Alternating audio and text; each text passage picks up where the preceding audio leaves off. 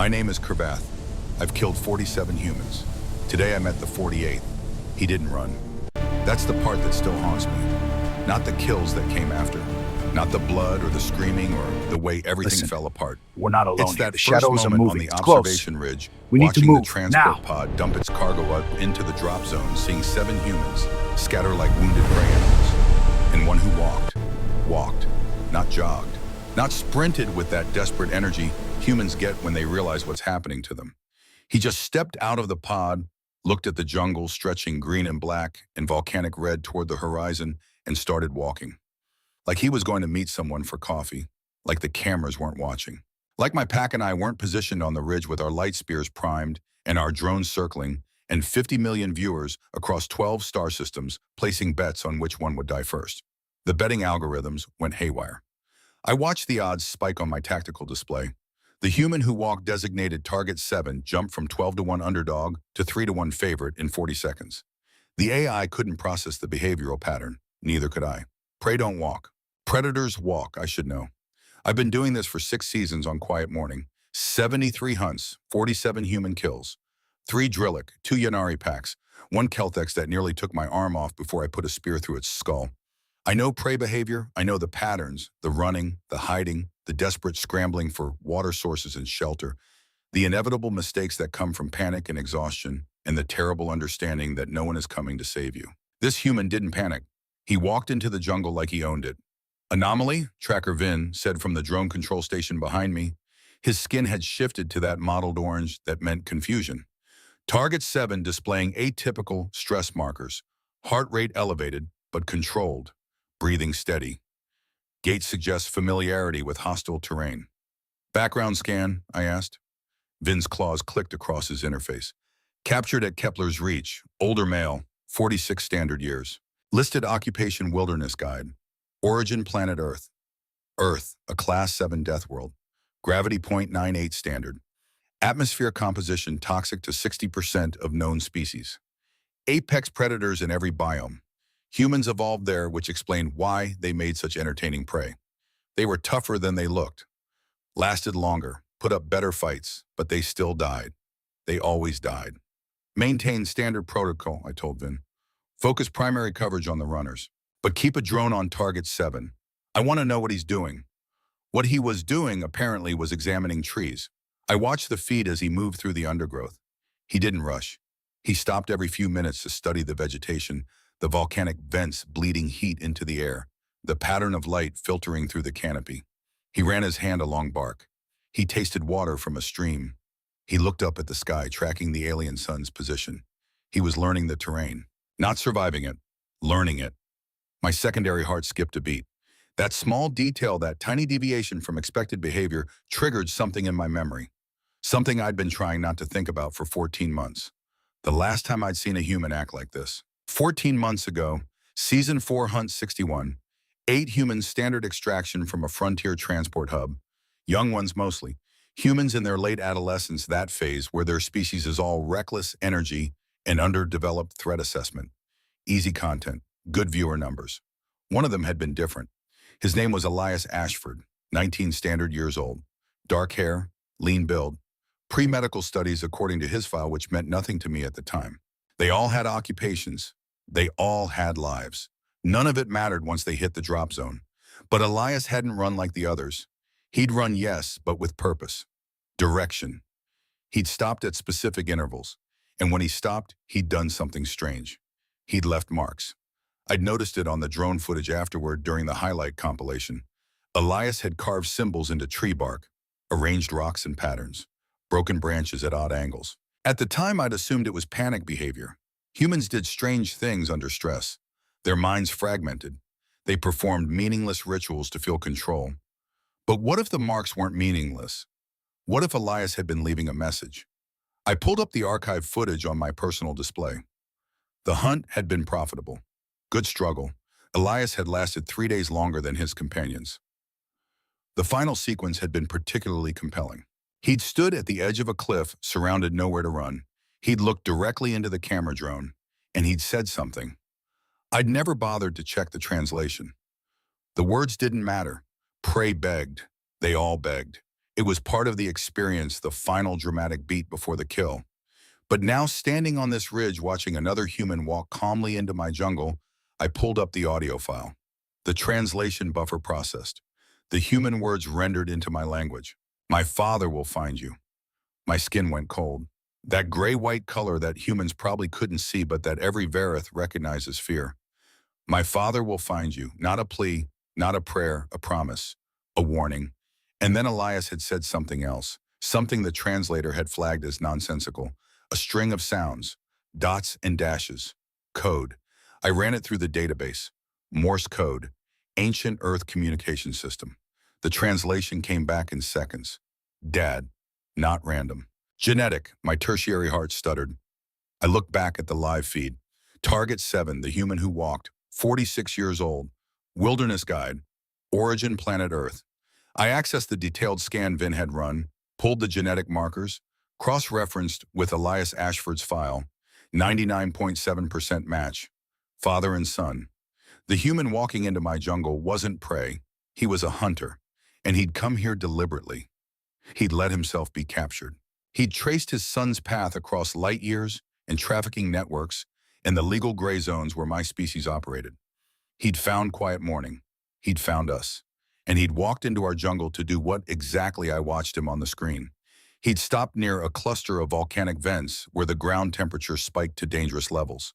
He crouched down, tested the soil, measured the heat differential with his bare hand. Then he smiled. It was a terrible smile. Humans have those flat teeth, not like our serrated rows, and when they smile, it's supposed to be a friendly gesture, a social signal. This wasn't that. This was the smile I'd seen on apex predators in the wild, the expression that came before the kill. Thorne Ashford stood up. He looked directly at the camera drone hovering 20 meters away, and he spoke. The translator rendered his words in real time. "You're getting good footage, aren't you? Don't miss this part." Then he walked away. Deeper into the jungle, into the volcanic zone where the temperature climbed and the undergrowth thinned, and everything with sense avoided the killing heat. "Vin," I said slowly, "pull up everything we have on Target 7. Everything. I want to know who this human is." The data came through in fragments. Wilderness guide, yes. Alaska Territory, North American continent, 15 years in that occupation. But before that, military service, 20 years, elite unit designation Delta Force, specialized training in hostile environment survival, unconventional warfare in something called Enhanced Combat Program. The file was partially redacted. Whatever Enhanced Combat Program meant, it was classified enough that even our intelligence brokers couldn't crack it. But the summary was clear enough. Thorne Ashford wasn't a guide who'd done some military service. He was a soldier who'd retired into guiding. And somewhere in those 20 years, he'd been part of something experimental, something dangerous enough to classify. I felt my skin shift through colors. Orange confusion, gray fear, and finally deep blue, the color of recognition, of understanding. "Vin," I said, "what's the standard protocol for atypical prey behavior?" "Eliminate early," Vin recited. "Unpredictable patterns increase risk to pack. Remove the anomaly to maintain hunt integrity." "And if I wanted to deviate from protocol?" Vin's eyes narrowed. "Why would you want to deviate?" "Because I was a hunter. Because I'd killed 47 humans and none of them had ever challenged me. Not really. They'd struggled. They'd fought. But they'd been prey fighting predators, and prey always lost. Thorne Ashford wasn't prey. And I wanted to see what happened when a predator entered another predator's territory. "Log it as extended hunt protocol," I said. "Target 7 shows potential for premium content. We'll take the easy prey first. Save him for the finale." Vin's skin flickered with doubt, but he logged the order. Behind me, I heard Cyrix, the youngest of our pack, make that clicking sound that passed for laughter. "The old one," Cyrix said. "He'll die of heat stroke before we get to him." "Did you see where he went? The thermal zone? Nothing survives there." I didn't answer. I was watching the drone feed. Thorne had stopped again. This time he'd found something. A fallen tree, thick trunk, heavy enough that it would take 3 humans to move it. Thorne looked at it for a long moment. Then he began to work. He didn't have tools, just his hands. But he worked with the efficiency of someone who'd done this 1,000 times before. He tested the tree's weight, found the balance point, used a rock to gouge out a notch in the bark, stripped vines from nearby vegetation, began constructing something. "What is he doing?" Vin asked. I knew what he was doing. I'd studied human history as part of my hunter training, knew their evolution, knew how they'd climbed to the top of their death world's food chain. He's building a trap, I said. The first kills came on day 2, not Thorn. The runners. A young female named Elena Torres tried to hide in a cave system near the southern ridge. Dren found her. Made it quick. Professional. The viewers appreciated efficiency. An hour later, 2 males who tried to stay together went down. Jake Morrison and Tyler Brooks. They'd thought pack behavior would save them. It didn't. Zaylan took them both within minutes of each other. The cameras caught everything. 4 humans left. Thorn Ashford and 3 others scattered across the hunting grounds. Standard attrition rate. We'd probably finish the hunt by day 5. Maybe day 6 if the remaining prey got lucky. I kept 1 drone on Thorn. He'd been in the thermal zone for 36 hours. The temperature there climbed to 47 degrees Celsius during the day, dropped to 32 at night. He should have been delirious, dehydrated, making mistakes. Instead, he'd built a shelter, a small one tucked under an overhang where the volcanic heat created a natural chimney effect. He'd found water somehow from a spring that fed into the lava tubes. He'd even caught something small and 4-legged and roasted it over heated stones. He was surviving, not just surviving, thriving, and he was still building. The trap had taken shape over 2 days, a deadfall configuration. Simple in concept, devastating in execution. A log positioned on a slope held in place by a trigger mechanism so subtle I almost missed it. The tripwire wasn't at ground level where a careful hunter might spot it. It was at knee height, camouflaged with vines. And the kill zone. The kill zone was positioned perfectly at a natural choke point, exactly where a Varath tracker would walk when following prey, moving north through the thermal zone. I should have warned Syrinx, should have told him to avoid that area.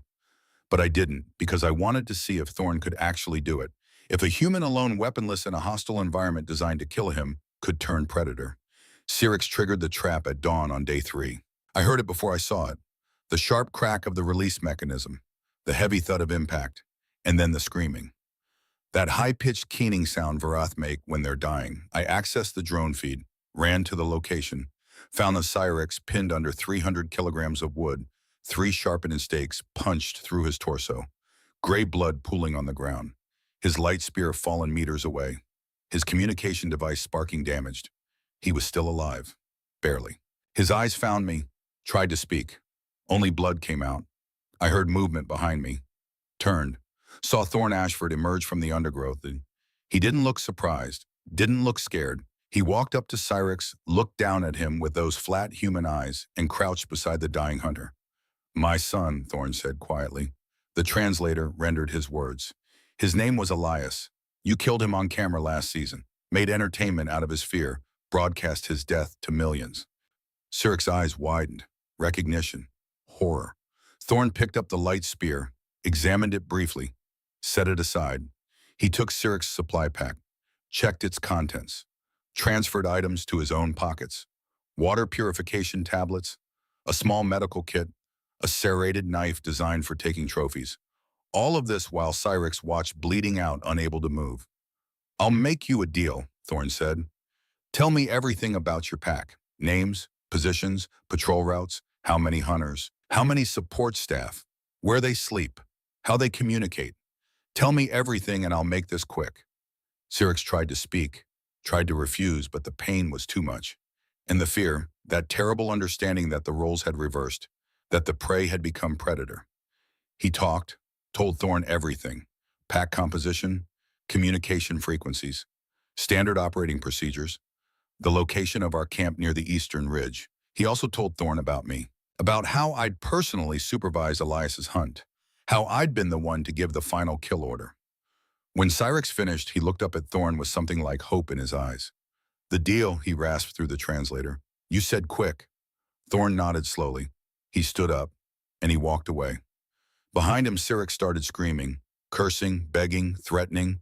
The translator rendered all of it into flat, emotionless language. I watched from my concealed position as Thorn disappeared into the jungle. Watched as the scavengers found Syrinx an hour later. Watched as they tore him apart while he was still alive. I'd come to warn Syrinx, to pull him back, to maintain pack integrity. But I stayed hidden, watched it happen, because I needed to see, needed to understand what we were dealing with. Thorn Ashford wasn't prey. He wasn't even human, not in the way I understood humans. He was something else. Something that had been sleeping under the surface of his species. Something ancient and patient and absolutely without mercy. By the time the scavengers finished, there wasn't enough left of Cyrix to identify. I activated my communicator, called the pack. Emergency meeting, I said. We have a problem. The emergency pack meeting lasted 3 hours. We gathered in the command center, a reinforced structure built into the eastern ridge, where the broadcast equipment hummed and the screens showed feeds from 200 camera drones scattered across the hunting grounds. 5 hunters. That's what remained. Me, Dren, Zelen, Korvax, and Vin. Cyrix was gone, and none of us were saying what we were all thinking. That we should be 6. Equipment failure, Zelen said. He was the oldest of us scales, scarred from decades of hunts. The trap was crude. Cyrix was careless. It happens. It doesn't happen, Korvax growled. He was our second broad-shouldered and aggressive. Cyrix ran 3 seasons, 12 hunts. Never made a mistake like that. I pulled up the drone footage on the main screen. The trap, the precise placement, the timing, the way Thorn had emerged from hiding exactly when he knew Cyrix would be helpless. This wasn't carelessness, I said. This was planning, study. The human knew our patrol patterns, knew where Cyrix would walk, set the trap in the exact choke point a Verith tracker would use. Silence. They were all watching the screen now, watching Thorn interrogate Cyrix, watching him walk away, watching the scavengers finish what the trap had started. He let the prey suffer, Vin said quietly. His skin had gone pale gray. He could have ended it, chose not to. He's sending a message, I said. What message? Korvax demanded. I didn't answer immediately. I was thinking about Elias, about the marks he'd left, about the code hidden in his final words, about a father who'd spent 14 months finding his way to this planet. The message, I said slowly, is that he's not afraid of us. Dren made that clicking sound that wasn't quite laughter. One human, weaponless, in hostile terrain. He should be dead by now. Heat exposure, dehydration, predator attacks. Instead, he's building traps and killing pack members. He's Delta Force, I said. I'd done the research, spent hours after Cyrix's death digging through databases. Elite military unit, specialized in unconventional warfare. And before he retired, he participated in something called the Enhanced Combat Program. What does that mean? Zelen asked. The files are classified, but the summary indicates biological augmentation, genetic modification. The humans were experimenting with creating better soldiers 20 years ago. Thorn was part of the trials. The room went quiet. I could see them processing, recalculating. The easy hunt was becoming complicated. So what do we do? Korvax asked. Standard protocol said eliminate the threat, focus all resources on target 7, end him quickly before he could do more damage. But I was thinking about the viewers, about the betting algorithms that had gone wild when Thorn walked into the jungle, about the viewer count that had spiked 30% after Cyrix's death. We continue the hunt, I said, but we change tactics. No more solo patrols. Pairs only. Full sensor sweeps before entering any choke points. And we prioritize the other prey first. Let target 7 think he's won. Let him get confident. It was the right argument, the one they'd accept. But it wasn't the truth. The truth was, I needed to understand what Thorn Ashford was. Needed to see how far he could go. Dren died on day 4. I watched it happen through the drone feed. Couldn't stop it. Couldn't even warn him in time. He'd been tracking another human through the volcanic zone. Young male moving erratically. Standard panic behavior. Dren had been focused on the prey lining up for an easy kill. He never saw the pressure plate. The ground gave way beneath him. Not really gave way. That suggested accident. This was deliberate, engineered. A false floor constructed over an existing volcanic vent shaft. The scream lasted 4 seconds. The heat down there climbed to 200 degrees Celsius. Dren was dead before he hit bottom, cooked alive in superheated air. I pulled the drone back, searched the area, found Thorn 60 meters away, crouched behind a lava flow watching. He'd known Dren was coming, had prepared. Had dug into an existing vent system, covered it with volcanic rock, and positioned it exactly where a hunter tracking prey would step. The thermal differential was perfect. 127 degrees at the surface, 89 degrees in the surrounding area. A 12-degree variance, enough to hide the trap, not enough to trigger danger alerts. Thorn had calculated it, measured it, used our own technology's limitations against us. He stood up now, walked to the edge of the collapsed section, looked down into the shaft where Dren's body was already ash. Then he pulled a small device from his pocket. Dren's backup communicator. He activated it, and he spoke directly into it, knowing we'd be listening. "Two down. How many of you are left? I'm losing count." He paused, looked directly at the camera drone. "You're getting good footage, aren't you? Don't miss this part." The same words he'd said on day one. But now there was something else in his eyes, something I recognized because I'd seen it in mirrors after particularly satisfying hunts. Enjoyment. He dropped the communicator into the shaft, turned and walked away. Behind me in the command center, Korvac slammed his fist into the console. "Enough," he snarled. "I'm going out there. I'm ending this." "No," I said. "He's killed two of us." "Two. We're supposed to be the hunters." "Which is exactly what he wants," I said. "He's trying to make us angry, trying to make us sloppy." I pulled up the tactical map. 3 remaining humans besides Thorn, but they didn't matter anymore. The viewers had stopped watching them. All eyes were on Target 7. "We study him," I said. "Learn his patterns, figure out his weaknesses." "He doesn't have weaknesses," Vin said quietly. I pulled up Thorn's movement patterns over 4 days. The data was disturbing. He'd covered 47 kilometers. Had visited every major geographical feature in his sector. Had mapped water sources, thermal zones, predator territories, and our patrol routes. And then I saw it. Every place Thorn stopped. Every place he made camp or built a trap or took down one of my hunters. He'd left something behind. Marks. Like Elias had left marks. I enhanced the drone footage, pulled stills from multiple locations, assembled them into a sequence. Coordinates, carved into rocks, scratched into bark, arranged in patterns of stones and broken branches, geographic coordinates, broadcasting frequencies, access codes. "Vin," I said slowly, "pull up our network traffic. Show me viewer analytics." The data appeared. Normal patterns for the first 2 days. Then a spike. A massive spike after Syrinx died. Another after Dren. But it wasn't just numbers. It was the source distribution. 20% of our viewership is coming from Earth, Vin said. "That's unprecedented." "They're not watching for entertainment," I said. "They're watching for information." I pulled up the message boards.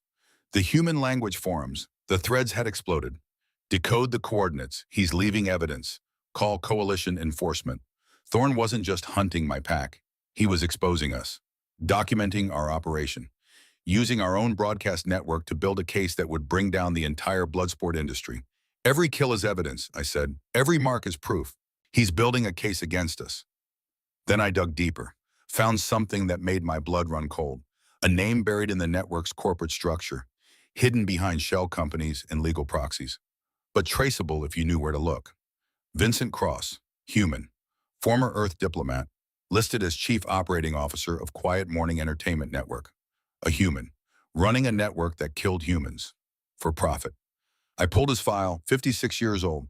Had disappeared from Earth 8 years ago. Presumed dead. But he wasn't dead. He'd been here, building an empire on the suffering of his own species. "There's a human in charge," I said quietly, "of all of this." The room went silent. "Where?" Korvac asked. "Corporate headquarters, 3 kilometers north. He has a private shuttle. If the operation collapses, he can escape before authorities arrive." I was about to say more when movement on the screen caught my attention. Thorn. He'd found someone. The young man's name was Reese Dalton, 22 years old, engineering student from a colony in the Epsilon system. He'd been traveling to visit family when the traffickers took him. I watched through the drone as he stumbled into a clearing near a thermal spring. Exhausted, dehydrated, bleeding from a gash on his forehead where he'd walked into a branch. Thorn was there, had been there for hours apparently, waiting by the spring. Reese saw him, his face transformed. Terror to hope in seconds. "Oh God!" Reese gasped, fell to his knees. "Oh God, another person. I thought I was alone. I thought everyone was dead." Thorn didn't move, just watched the young man with those flat, calculating eyes. "Please," Reese said, "please help me. We have to stay together. We have to find a way out of here." "There is no way out," Thorn said. His voice was quiet, calm. "Not for most of us. But you're alive. You've survived. You know how to do this." "I know how to kill them," Thorn corrected. "That's different." Reese pulled himself to his feet, swayed, steadied. "Then teach me. Show me how. I don't want to die here. My sister, she's waiting for me. She doesn't know what happened. She thinks I'm just late. Something flickered across Thorne's face. Pain, maybe, or recognition, but it was gone in a heartbeat. What's your name? Thorne asked. Reese Dalton. How old are you, Reese? 22. Thorne was quiet for a long moment. Then he pulled something from his pocket, a handful of roots he'd collected, pressed them into Reese's shaking hands. These are safe to eat, Thorne said. There's a river system 5 kilometers east. Follow it downstream. Stay off the banks. Use the tree line for cover. The canyon walls will block some of the drone angles. Will you come with me? Reese's voice cracked. Please. I don't want to be alone. Thorne looked at him, really looked at him. And I saw something in Thorne's eyes I hadn't seen before. Grief, old and deep and still raw. I can't, Thorne said. I have something I need to do. Something that might stop this from happening to anyone else. But I need help. I can't do this alone. You're not alone. There are camera drones everywhere. They're watching you right now. People on Earth are watching, decoding the coordinates I've been leaving, calling for help. Coalition enforcement is probably already en route. Waiting. How long? Reese asked. How long until they get here? Days, maybe a week. I won't last that long. Then you move smart, move quiet. You rest during the hottest part of the day. You move at dawn and dusk when the thermal sensors have the most interference. Thorne gripped Reese's shoulder. You survive. That's how you win. Reese was crying now, silent tears cutting tracks through the dirt on his face. My sister, he said. Her name is Maya. She's 16. I'm all she has. Our parents died in a mining accident 3 years ago. If I don't come back, then you come back, Thorne interrupted. His voice was hard. You survive for her. You fight for her. You do whatever it takes to see her again. He released Reese's shoulder. Step back. Go east, Thorne said. Now, before they find you. Reese looked at him for a long moment. Then he nodded, turned, started walking. He made it 10 steps before he looked back. What's your name? He called. Thorne, he said. Thorne Ashford. Thank you, Thorne. Thorne didn't respond, just watched as Reese disappeared into the jungle. I saw it then. The cost. The thing Thorne was giving up to continue his mission. He could have protected Reese, could have kept him alive, but that would mean abandoning the hunt, abandoning the evidence gathering, abandoning the chance to expose the network and save thousands more.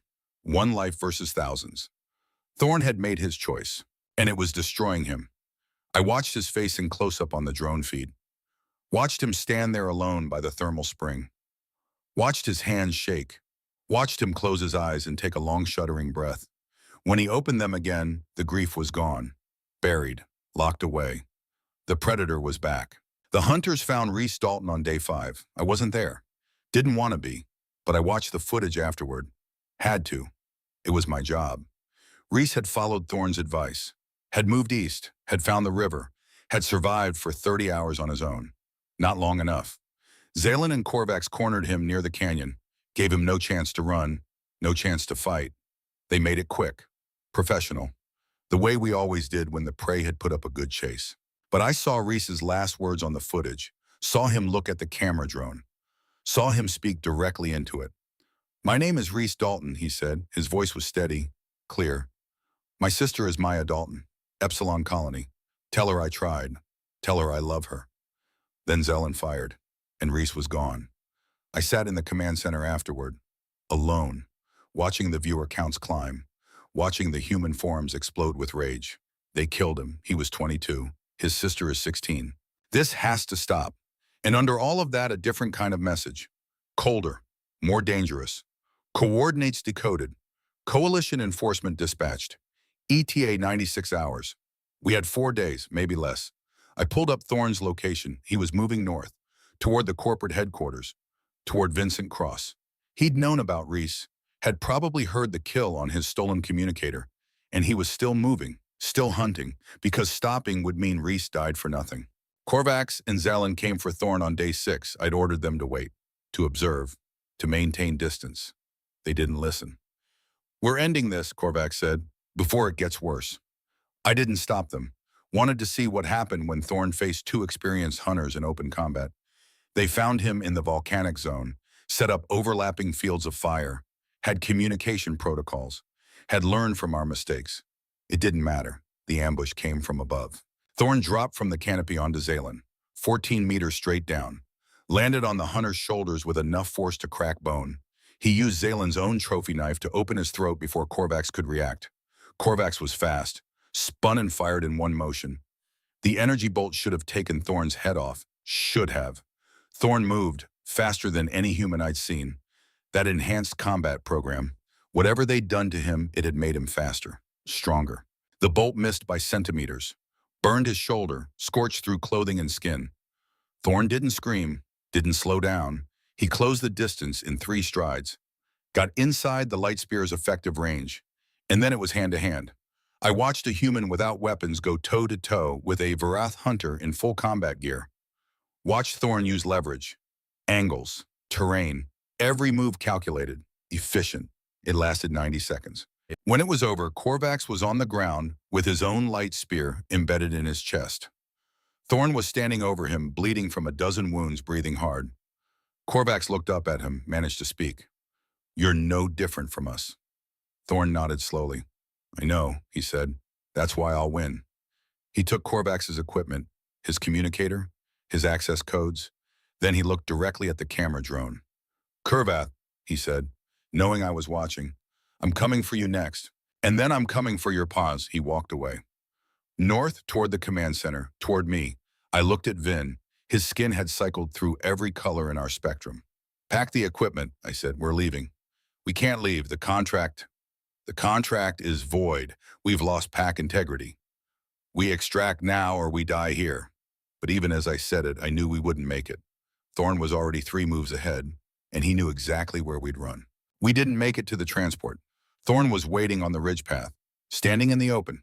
No cover, light spear held loosely in one hand, Korvax's access codes in the other. He'd predicted our route, had scouted the command center days ago, knew there was only one path to the landing pad, knew we'd have to come this way. "Going somewhere?" he asked. Vin raised his light spear, hands shaking, skin flashing panic colors. "Don't," I said, put my hand on Vin's weapon, pushed it down. Thorn watched this with those flat human eyes. "Smart," he said. "Your friend should listen to you." "We're leaving," I said. "The hunt is over. You've won. We're extracting and filing discontinuation paperwork." "Won," Thorn repeated, like the word tasted wrong. "My son didn't win. Reese Dalton didn't win. The 247 humans who died on this planet didn't win." "I know," I said, and I did know. Had known for years, pushed it down, rationalized it. "You know," Thorn said, "but you did it anyway." "Yes." "Why?" I didn't have a good answer. Profit seemed hollow. Entertainment seemed cruel. Thorn nodded, like my silence confirmed something. "Where's your command center?" "Don't tell him," Vin hissed. "Eastern Ridge," I said. 200 meters, built into the rock face. "Kurvath," I ignored him, kept my eyes on Thorn. "The broadcast equipment is there. The archives. Everything you need to prove what happens here. And you're giving it to me. Why?" "Because you've already won. You documented everything. Left evidence the whole galaxy is decoding. Coalition enforcement is en route. This place will be shut down within days. So you're cutting your losses. I'm recognizing when a hunt is over." Thorn studied me. "Take me to the command center." The walk took 20 minutes. None of us spoke. Vin kept his weapon trained on Thorn, but we all knew he wouldn't fire. The command center was built for siege. Blast doors, reinforced structure, emergency supplies. I opened the locks. Biometric scan, retinal verification. The doors hissed open. Inside, screens glowed. 200 camera feeds. 6 years of archived footage. The beating heart of Quiet Morning's operation. Thorn stepped inside. His eyes cataloged everything. "This is where you watch them die," he said. "Yes." He walked to the main console, pulled up footage. Random hunt from 3 years ago. A human female drowning while cameras watched. "How many?" Thorn asked. 247 humans, I said. Over 6 years, just on this planet. Across all 47 hunting worlds in the network, 2,347 total victims. He was quiet, watching the woman drown. Then he pulled a device from his pocket. Smaller than a fingernail. "Nano-explosive," he said, "military grade, enough to fry every system in this room." "You'll destroy the evidence," I said. "I'll destroy your pornography," Thorn corrected. "The evidence I need is already out there. 4 days of footage, coordinates, names, financial networks. The galaxy has seen enough. This Baeno," he gestured at the archives. "This is just suffering for entertainment." The victims don't need to be immortalized like this. He placed the device on the console, started a timer. 15 minutes. What about you? I asked. I'm staying, making sure it burns. You'll die. Thorne smiled, that terrible smile. Probably not, but if I do, it's worth it. What about us? Vin asked. Thorne looked at him. What about you? We could testify, help build the case. You could, Thorne agreed. Or you could run. I don't care. My son is dead. Your testimony won't bring him back. I should have run. Should have grabbed Vin and escaped. Instead, I said, I'll testify. What? Vin's skin flashed. I'll testify. I repeated, looking at Thorne. Tell them everything, the trafficking networks, the government deals, all of it. Why? Thorne asked. Because I killed your son, I said. Because I gave the order. Because I've been doing this for 6 years and I told myself it didn't matter. That they were just prey. My skin settled into deep blue, understanding. I can't undo it. Can't bring Elias back. But I can make sure everyone knows what happened. Can make sure it ends. Thorne studied me, nodded. Get out, both of you. 10 minutes before this place becomes ash. We ran. But we didn't run far, because 3 kilometers north at the corporate headquarters, a private shuttle was powering up. I saw it on my scanner, saw the heat signature, saw someone trying to escape. Vincent Cross, the human who'd built this empire, who'd profited from selling his own species. Thorne, I said into my communicator, hoping he could hear. Corporate headquarters, 3 kilometers north. Someone's escaping. Static, then his voice. Who betten? Vincent Cross, human. He runs the network. If he gets away, he won't. The connection cut. I pulled up a drone feed, watched Thorne exit the command center at a dead run, watched him cover 3 kilometers in 15 minutes, watched him arrive at the headquarters just as the shuttle's engines reached full power. The shuttle lifted off, and Thorne did something insane. He jumped, caught the landing gear as the shuttle cleared the ground, held on as it climbed. 3 meters, 5, 10. The shuttle pilot must have seen him, tried to shake him off, banked hard left, then right. Thorne didn't let go. He pulled himself up, hand over hand, reached the access panel, used Korvax's codes. The door opened. Thorne climbed inside. What happened next I saw through the shuttle's internal cameras. Thorne entered the cockpit, found Vincent Cross at the controls. Human, mid-50s, expensive suit, manicured hands that had never touched blood directly. Cross saw him in the mirror. His face went white. You, he whispered. Me, Thorne agreed. You're Ashford, Elias's father. You remember his name? I remember all their names, every single one. I built this company. I know the product. Product, Thorne repeated. His voice was flat, dead. You call them product. That's what they are. That's what we all are. Commodities, resources. The galaxy runs on entertainment. I just found a market that wasn't being served. You sold humans, your own species. Cross turned in his seat, faced Thorne directly. I sold criminals, undesirables, people who'd never contribute anything, people who'd be executed or imprisoned anyway. I gave them purpose, meaning. Their deaths entertained billions. Funded research, created jobs. You sold my son. Your son was investigating us, threatening to expose the operation. He was a threat to a multi-billion credit industry, a threat to thousands of jobs, a threat to the entertainment that billions of beings pay for. He was 19 years old. He was collateral damage, Cross said. I'm sorry, truly, but one life versus an industry that employs millions, that's an easy calculation. Thorne moved, fast, had the light spear to Cross's throat before the man could blink. Here's an easier calculation, Thorne said. Your life versus exposing what you've built, versus saving thousands of future victims, versus justice for 2,347 people you murdered for profit. Cross went very still. You're going to kill me. No, Thorne said. I'm going to crash this shuttle. You're going to die in the wreckage, trying to escape. And I'm going to make sure every camera in the area captures it. Every viewer watching will see a human fleeing justice. See the man responsible for this atrocity dying like a coward. You'll die too. Maybe, maybe not. But either way, you don't get to run. Thorne pulled the controls. The shuttle banked, dove, headed straight for the ground. Cross screamed, grabbed for the controls, tried to pull up. Thorne held him down, kept the shuttle in a dive.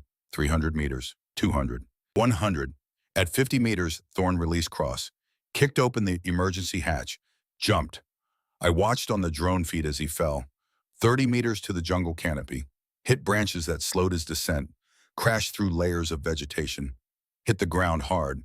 Behind him, the shuttle impacted, exploded, sent a fireball 200 meters into the sky. Vincent Cross never made it out.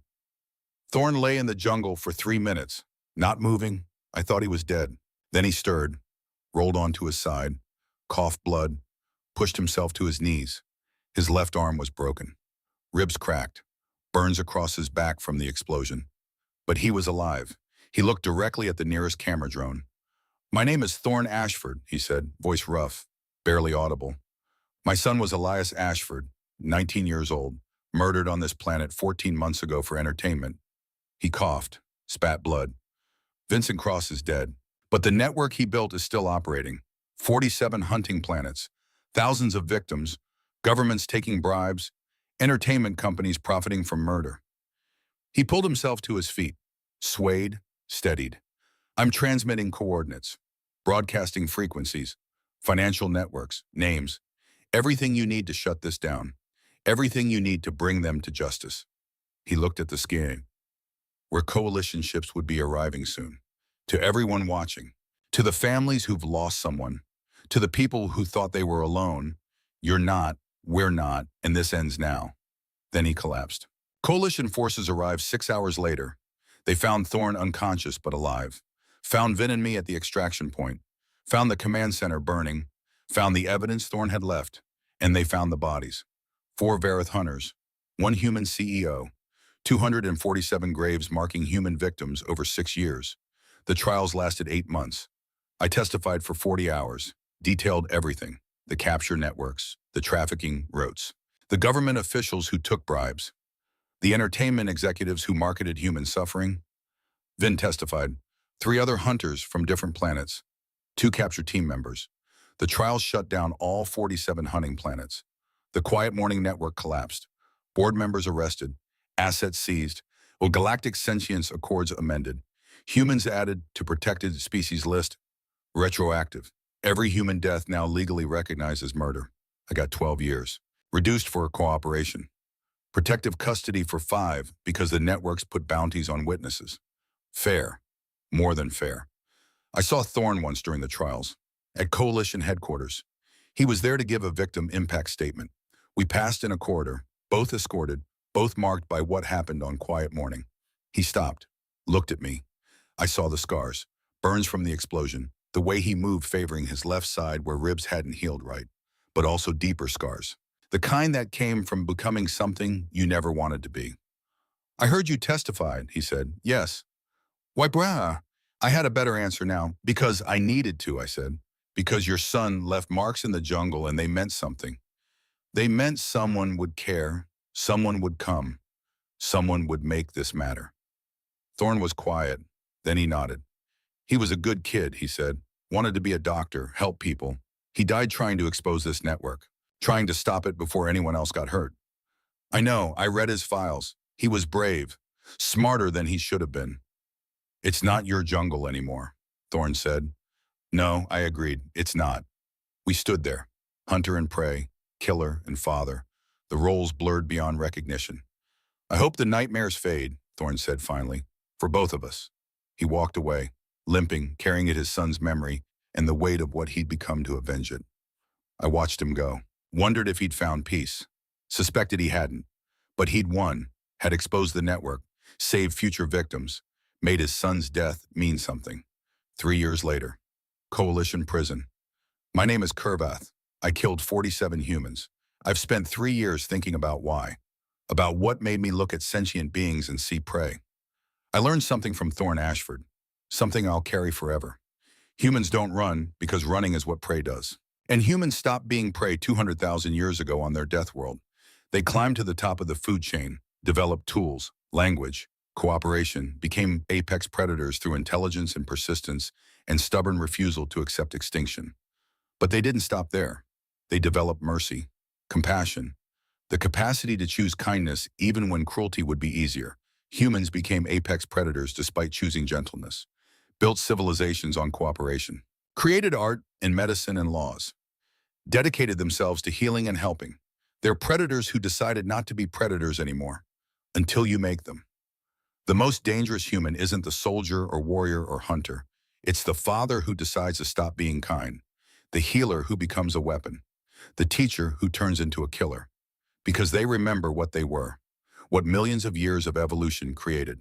And when they strip away the civilization and compassion and mercy, what's left is something older, something that survived ice ages and predators and extinction events, something that doesn't forgive. Thorn Ashford walked into my jungle not to survive. He walked in to remind us what real predators look like. We mistook their kindness for weakness, their civilization for softness. We were wrong. And when he walked out, 47 hunting planets burned behind him. I'm in coalition prison now. 12 years. My species calls me traitor. The networks have bounties on my head, but I sleep better than I did in 6 years of profit because I helped expose what we'd built, helped make sure it ended. Humans aren't prey. They're what prey becomes when it refuses to die. They're what predators become when they choose civilization. And they're what nightmares are made of when you make them choose violence again. I learned that lesson. Cost me everything. Cost 47 lives, cost my freedom and future. But I learned, my name is Kurvath. I killed 47 humans. The 48th killed me back. Not my body. My body still functions. But the part that looked at sentient beings and saw prey. That laughed while they died. That profited from suffering. That part died in the jungle when a human father reminded me what monsters really look like. The humans have a word for it. Redemption. I'm not redeemed, might never be. 47 lives don't get erased. But I'm trying, and that's more than I was doing 6 years ago. I see clearly now, and what I see is a species that terrifies me. Not because they're strong, not because they're violent, but because they're capable of both mercy and vengeance. Capable of building hospitals and burning empires. Capable of healing and killing with equal skill. They're apex predators who chose to be gentle, until you give them a reason to choose otherwise. Then they remind you why Earth is a death world, and why humans survived it. Thorn Ashford stood in the memorial garden on Earth, 6 months after the trials. Coalition authorities had returned him home with full honors. Hero, they called him. The man who'd brought down a galactic murder industry. He didn't feel like a hero. He felt like a father who'd arrived 14 months too late. The memorial was simple. A stone marker with Elias's name, dates, a quote Thorn had chosen. He left marks so we'd find the way. Thorn knelt, placed flowers, white ones. Elias had liked white flowers. I got them, he said quietly. Every single one involved. Kurvath's testifying. Cross is dead, the networks shut down, all 47 planets. The stone didn't answer. Stones never did. Reese Dalton died, 22 years old. I couldn't save him. Had to choose. One life versus thousands. I know you'd understand. You'd have made the same choice. His hands shook. The burns still hurt. The ribs ached in cold weather. The nightmares came every night. But I wish I didn't have to. Wish I could have saved him. Wish I could have saved you. He touched the stone, cold marble. Nothing like the warmth of his son's shoulder. Nothing like the hug he'd never get again. I became what I hunted, Thorn said. Became a killer. A weapon. Everything I tried to leave behind after the military. Did it work? Did it matter? The wind whispered through the garden. Carried the scent of flowers. I hope so. I hope you'd be proud. I hope somewhere, somehow you know that your death meant something. That the marks you left saved thousands of lives. He stood, looked at the sky, where somewhere beyond the clouds, 47 planets were being converted to sanctuaries. Where hunting grounds became protected reserves, where victims became survivors. I miss you, Thorn said, every day, every hour, but I'll carry you forward. Carry what you died trying to do. Protect the people who can't protect themselves. He turned to leave. Stopped. On the ground beside Elias's stone, something caught the light. A rock, arranged with others, in a pattern, Morse code. Dad, proud, love. Thorn's breath caught. He looked around. The garden was empty, had been empty all morning, but someone had left the message, someone who knew, someone who cared, maybe another survivor, maybe someone from coalition enforcement, maybe just a stranger who'd heard the story and wanted to offer comfort. It didn't matter. What mattered was the message. Thorn knelt again, touched the rocks, let the tears come that he'd been holding for 14 months. I love you too, he whispered. I love you too. He stood, wiped his eyes, walked out of the garden. Behind him the stones remained. A memorial, a message, a reminder that some things don't die. Some bonds don't break. Some loves don't end, they just change form. And they leave marks so we can find the way forward.